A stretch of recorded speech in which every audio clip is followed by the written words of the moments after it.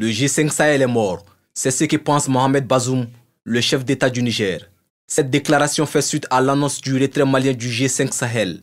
Dans cet entretien exclusif accordé au quotidien français l'Obs, le président du Niger déclare que l'isolement de Bamako en Afrique de l'Ouest est une mauvaise chose pour toute la sous-région. Dans son communiqué datant du 15 mai 2022, le Mali annonçait son retrait de tous les organes et instances du G5 Sahel, y compris sa force conjointe. Le Mali proteste ainsi contre le refus d'autres pays membres de les laisser présider cette organisation, chargée notamment de la lutte contre le terrorisme. Une situation qui viole, selon le gouvernement, les textes de l'organisation qui prévoyait de donner, cette année, la présidence tournante du G5 au Mali. Selon plusieurs observateurs, le retrait du Mali est sans nul doute un signe avant-coureur de la mort prochaine de cette organisation victime d'une mort cérébrale depuis l'attentat du 29 juin 2018 contre son quartier général à Sévaré.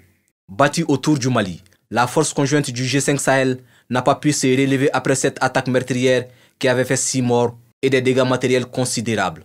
En outre, la force comptait sur un financement international qui n'a jamais pu être mobilisé. Des circonstances qui ont ramolli cette initiative qui suscitait beaucoup d'espoir pour les populations du Sahel. Aujourd'hui, les divergences montent de plus en plus sur les questions sécuritaires au Sahel.